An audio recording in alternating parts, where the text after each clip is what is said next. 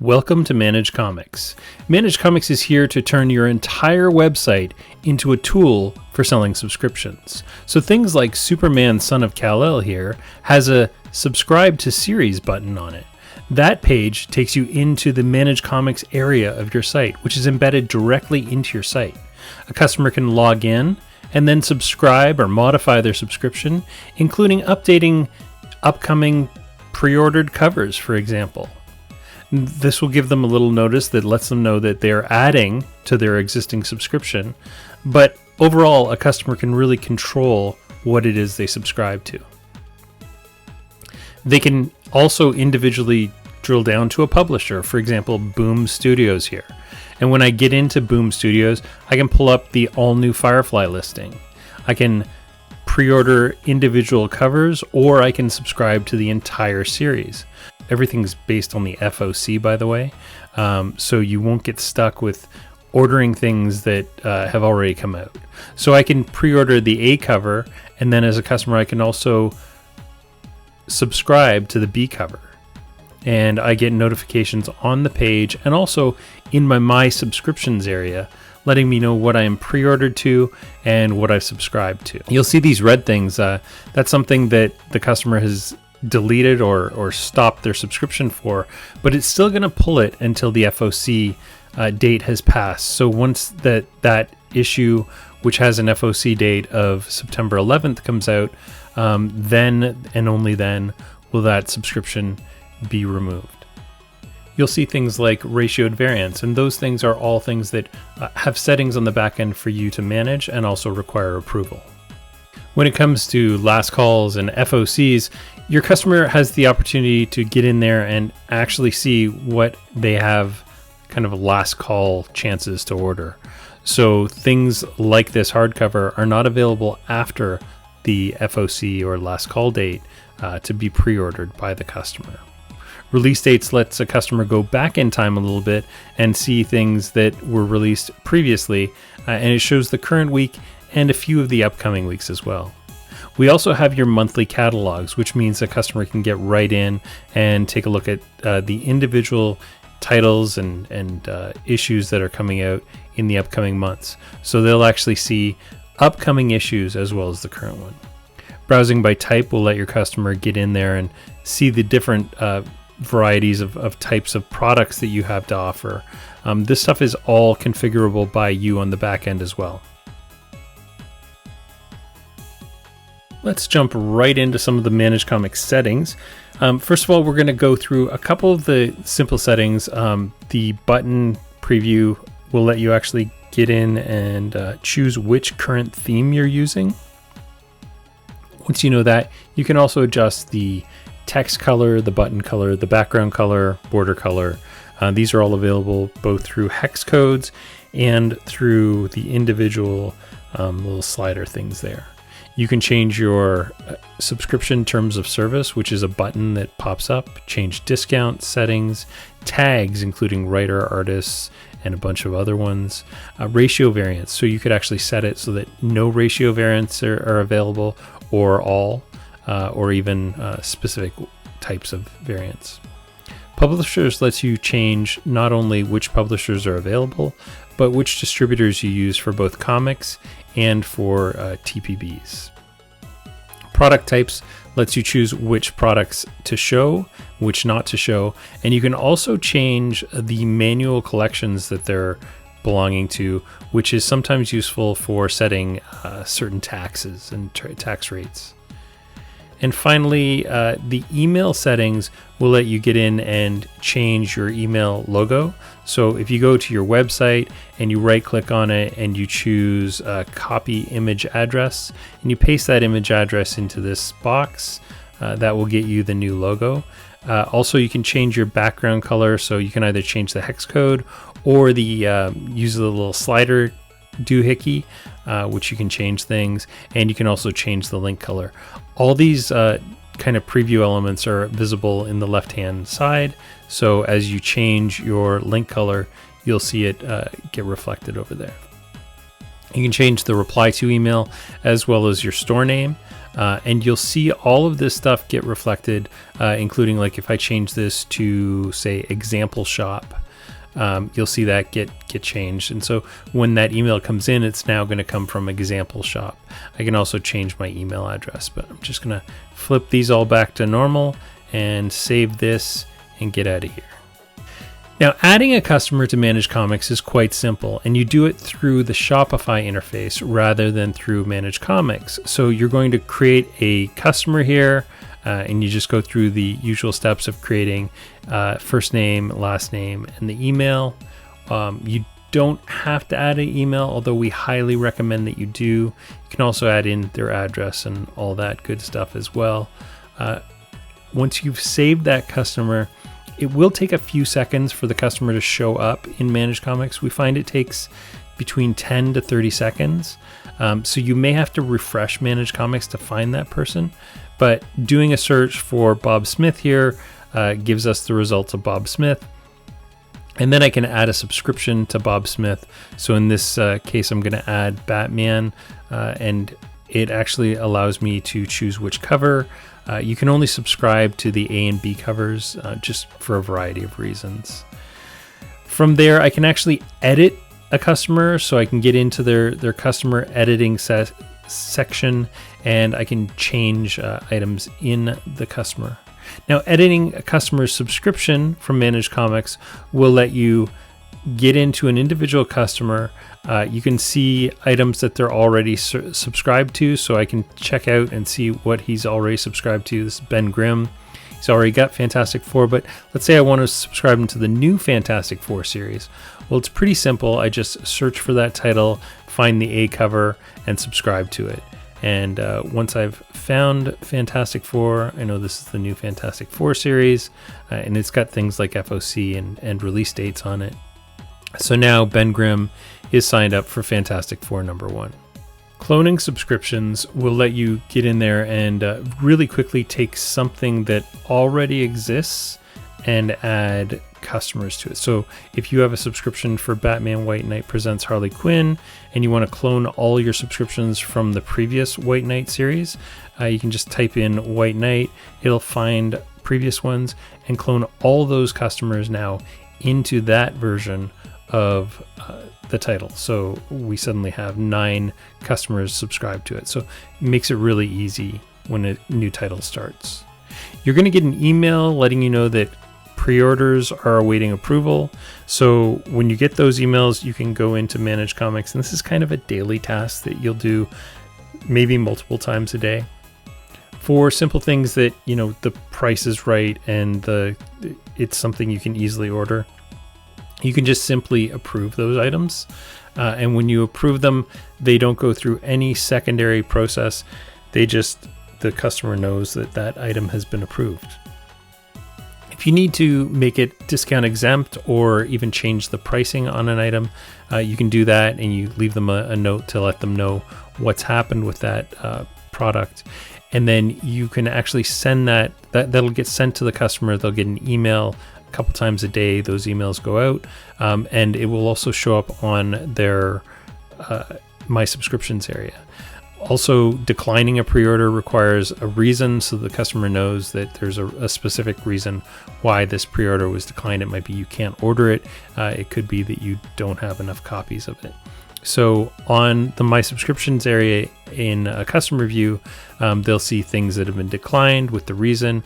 They'll also see the approvals with reasons, so they understand what it is that they're accepting and why the price has changed. Once you have cleared out all your customer activity every day, this screen will be completely blank. Adding a single item to your store is relatively easy. You just click on check-in and then the find additional items. You can enter in the SKU, as in the Diamond or Lunar code, or the UPC code if it's a Penguin Random House item, or anything that has a UPC code or ISBN. You update the quantity, you can change the price if you want, and the cost if your cost is different than our estimated cost. And then once you have figured out that item, You can also add other items by adding a different SKU. So again, we're going to say the quantity that we want to add to this is going to be 2, and we like the price and the cost. Once we're done, now this is going to go through the regular pulls process, which means that it will actually check and see if any items in your pull lists need to be pulled. In this case, there are no subscribers waiting for copies for either of these 2 books, so I can just keep on going on here.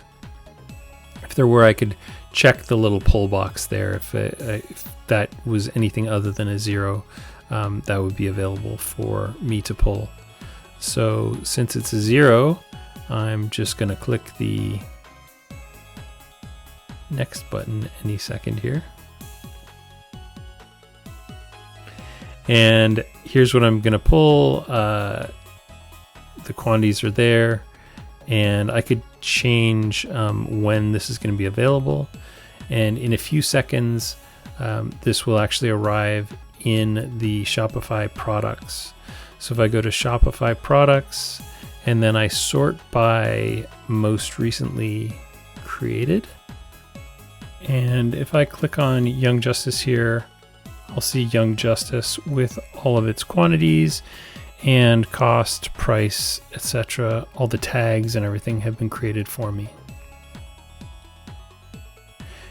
Now, checking in my weekly shipment requires a little bit more information. So I'm going to click on check in, and then I click on start over, which is going to put me into the file download area. So I can just bring in this case, I'm going to bring in a Lunar invoice. Actually, that's a Diamond invoice, sorry. I can bring in Diamond, Lunar, and Penguin Random House invoices. And so the first step is that it identifies all the products that are in that download, and I can confirm how many copies I actually received physically in my hand. So I can go through and change things. If I didn't get 10 copies there, I only got 8. I can also adjust damages and things like that as well. So in this case, I got 2 of them damaged, so I'm going to identify that I only received 28 because 2 were damaged. This is letting me know these are the items that will be pulled for me because I have subscribers who are subscribed to these series. So you'll see the little check marks next to those individual products. And I just say next on this. I can go in and update the images on certain things. In this case, the DC Connects, I won't, and I'll actually not import those at all because they're not something I want in my store. I can do things like adding tags for new releases. I can change the image if an image is missing, so I can either change it through URL or through a photo. And so in this case, I'm going to add a new release tag here to let me actually see all the titles that were released this week. Last step is to review and confirm and make sure that that I'm comfortable with the date that they're going to appear on site, and then it immediately creates a pull list for me so that I can set those books aside for the people that I need to set them aside for. It takes a few minutes for the products and the orders to get created. It can take up to an hour depending on how many products you have, and you'll start to see them arrive in your store. Again, those products are going to have an image. They've got your description, your title. They have all your type and vendor information, all of your tags. And those tags are based on what we set up. And then the SKU and the barcode, pricing, and cost per item. Cost per item is one of the last things that gets populated, and it gets populated after all of the quantities have been populated. That's just the way that Shopify does things, unfortunately. So now we've got these products actually arriving, and we can invoice our customers for their books. So I can pop into an individual customer's order, or I can search for orders.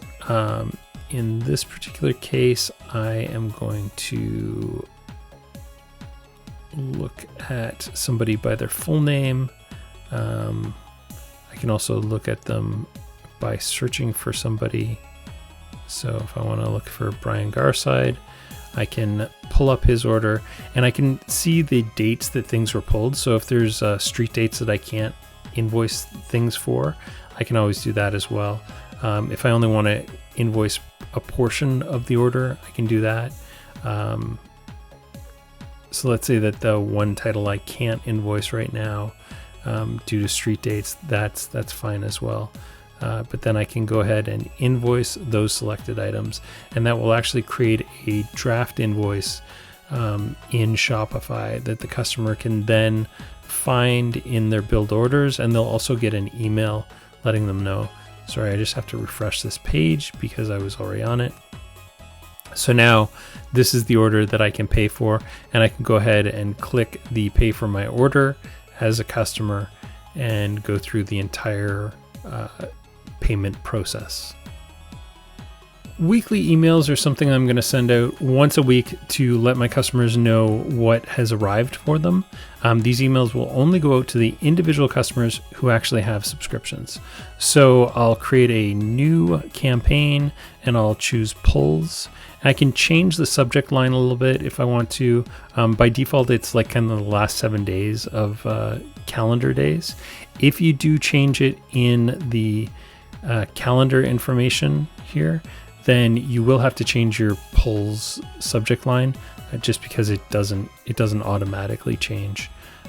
So I can write some information in here, and this email will only go out to the number of people who had items pulled for them. So in this case, it's going to go out to, it looks like 10 people. So I think my overall list has 21, and of those 21 people, 10 people had things pulled for them. And so an email goes out to 10 individual people. And that email it looks exactly like it does when you see it there. So yeah, that's the difference there. It was 22 people is my regular email list, and only 10 of them are going to get the pulls email this week.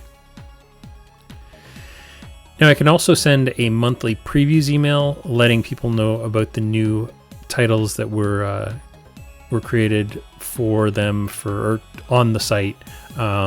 So this can be something that lets them know about specific things that you want to do, that you really want to promote, things that you feel passionate about, or that you know that a lot of people will like.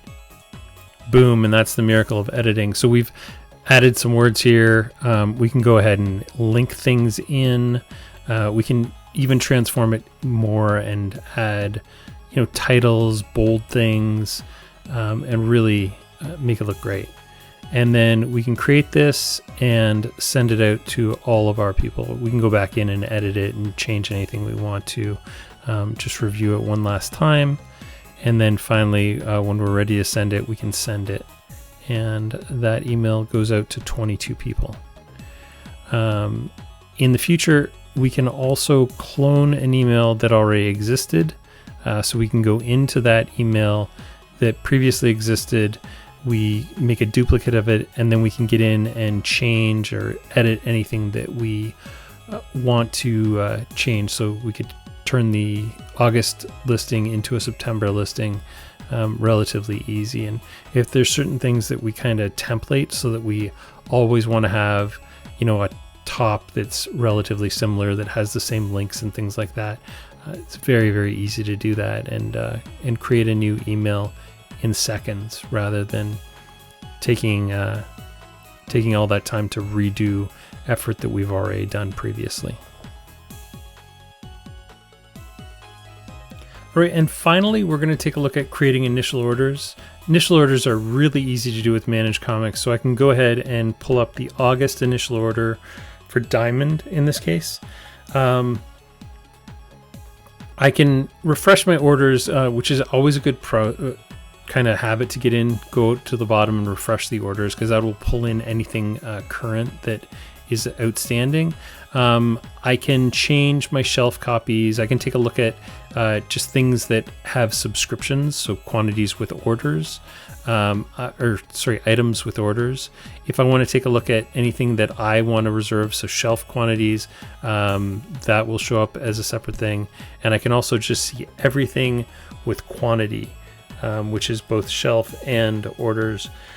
I can change distributors, publishers, or the types of items I want to look at. If I just want to look at comics from Archie, I can take a look at those, quickly get my Archie orders done and figure out what I want on the shelf for those. So I can go individual publisher, or I can go by product type. So all the comics, for example, or just the Archie trade paperbacks, if that's a thing that month.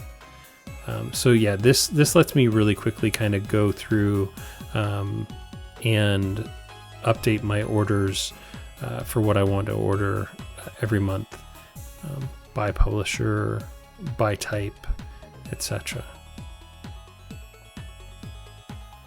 So we can see there's every publisher that we have in our publishers options here available for you as well. So once I'm happy with my order, I've got a couple different options. I can download a CSV report, which is basically an output of this same kind of thing with all the quantities that I've created here. The other thing I can do is download a Diamond upload file. So the Diamond upload file is a file that you use on the Diamond website. You go to orders, initial orders, and then you upload the file through their little file uploader. Once you've uploaded your file, you're going to want to make sure that you review everything just to make sure that nothing got lost in the translation. So you'll just go through and do a quick review and make sure everything looks good to you.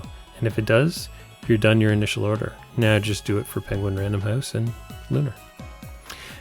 So where do you go for help? So if you click on the left-hand side, there's a little help icon, and clicking that will get you through to our help portal. We have so much different help, including all the walkthroughs and workflows that will get you through the things you do on a daily basis. So if you use the search and look for check-in, you'll find a bunch of different things that will help you get that done. So that is Manage Comics. You can always reach us at help@managecomics.com, and we hope you enjoy the experience of Manage Comics.